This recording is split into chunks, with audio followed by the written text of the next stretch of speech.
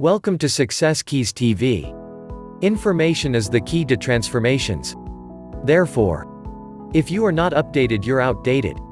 In this video we will learn about how to discover the joy of creative thinking. If you are new here, please subscribe now, so that you won't miss other exciting videos like this one. At this point you may be saying, okay, I'm convinced that creative thinking is important. But how do I find the creativity within me? How do I discover the joy of creative thought? Here are 5 ways to do it. 1. Remove creativity killers. Economics professor and humor author Stephen Leacock said, "Personally, I would sooner have written Alice in Wonderland than the whole Encyclopedia Britannica." He valued the warmth of creativity over cold facts. If you do too, then you need to eliminate attitudes that devalue creative thinking. Take a look at the following phrases. They are almost guaranteed to kill creative thinking anytime you hear or think them. I'm not a creative person. Follow the rules. Don't ask questions. Don't be different.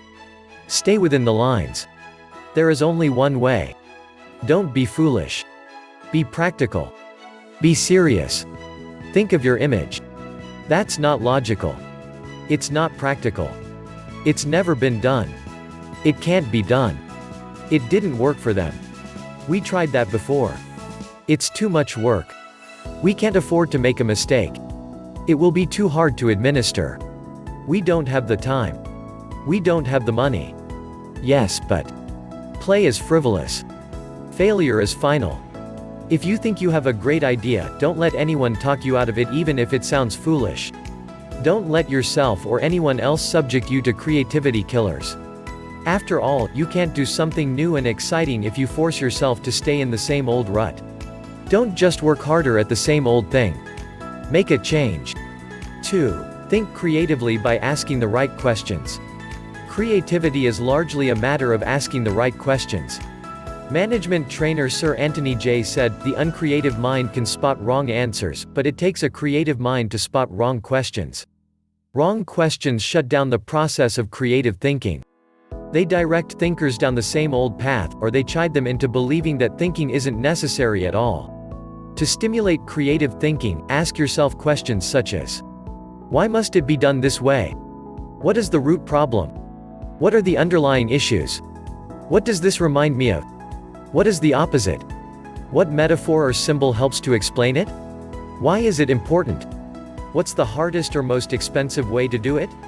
Who has a different perspective on this? What happens if we don't do it at all? You get the idea, and you can probably come up with better questions yourself. Physicist Tom Hershfield observed, "If you don't ask, why this, often enough, somebody will ask, why you?" If you want to think creatively, you must ask good questions. You must challenge the process. 3. Develop a creative environment. Charlie Brower said, "A new idea is delicate. It can be killed by a sneer or a yawn, it can be stabbed to death by a quip and worried to death by a frown on the right man's brow." Negative environments kill thousands of great ideas every minute.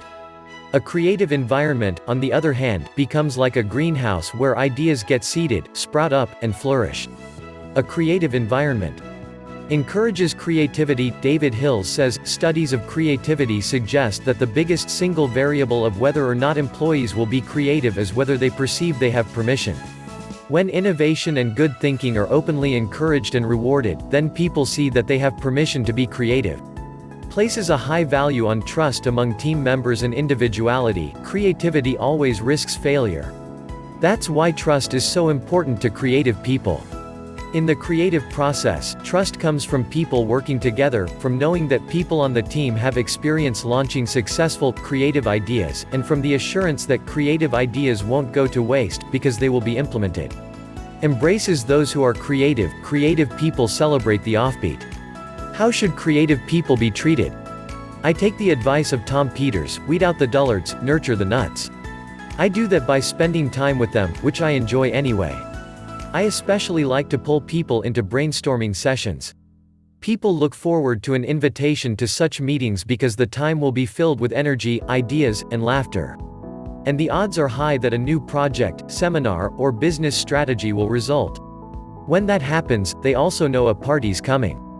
Focuses on innovation, not just invention. Sam Weston, creator of the popular action figure G.I. Joe, said, "Truly groundbreaking ideas are rare, but you don't necessarily need one to make a career out of creativity. My definition of creativity is the logical combination of two or more existing elements that result in a new concept. The best way to make a living with your imagination is to develop innovative applications, not imagine completely new concepts. Creative people say, 'Give me a good idea and I'll give you a better idea.' Is willing to let people go outside the lines. Most people automatically stay within lines, even if those lines have been arbitrarily drawn or are terribly out of date.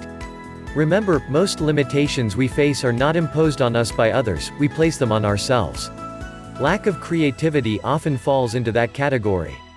If you want to be more creative, challenge boundaries.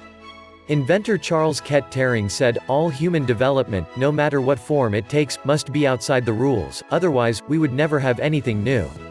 A creative environment takes that into account.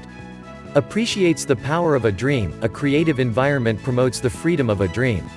A creative environment encourages the use of a blank sheet of paper and the question, if we could draw a picture of what we want to accomplish, what would that look like?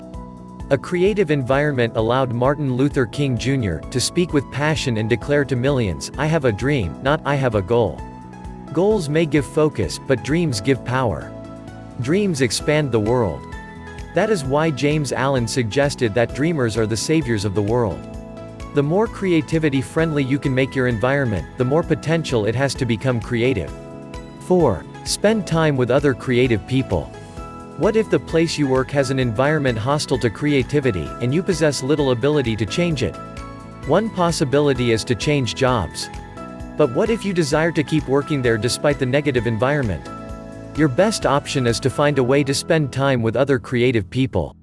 Creativity is contagious. Have you ever noticed what happens during a good brainstorming session? One person throws out an idea. Another person uses it as a springboard to discover another idea. Someone else takes it in yet another, even better direction. Then somebody grabs hold of it and takes it to a whole new level. The interplay of ideas can be electric. I have a strong group of creative individuals in my life. I make sure to spend regular time with them. When I leave them, I always feel energized, I'm full of ideas, and I see things differently. They truly are indispensable to my life. It's a fact that you begin to think like the people you spend a lot of time with. The more time you can spend with creative people engaging in creative activities, the more creative you will become. 5. Get out of your box.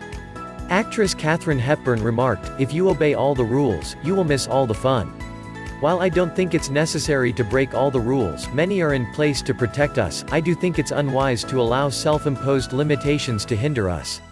Creative thinkers know that they must repeatedly break out of the box of their own history and personal limitations in order to experience creative breakthroughs. The most effective way to help yourself get out of the box is to expose yourself to new paradigms. One way you can do that is by traveling to new places. Explore other cultures, countries, and traditions. Find out how people very different from you live and think. Another is to read on new subjects. I'm naturally curious and love to learn, but I still have a tendency to read books only on my favorite subjects, such as leadership. I sometimes have to force myself to read books that broaden my thinking, because I know it's worth it. If you want to break out of your own box, get into somebody else's. Read broadly. Many people mistakenly believe that if individuals aren't born with creativity, they will never be creative. But you can see from the many strategies and examples I've given that creativity can be cultivated in the right supportive environment. Thank you for watching our videos. We would like to give another interesting videos like this. But before that, our team will be happy if you can like this video and share it with your friends on social networks. Don't forget to subscribe to our channel for daily content and inspiring videos like this. We would love to hear your views and suggestions. Kindly let us know what you have in the comments below. Kindly subscribe and turn on the notification bell, for you to be notified the next time we upload a new video. Success Keys TV, unlock your potentials and rise above the top. Stay blessed.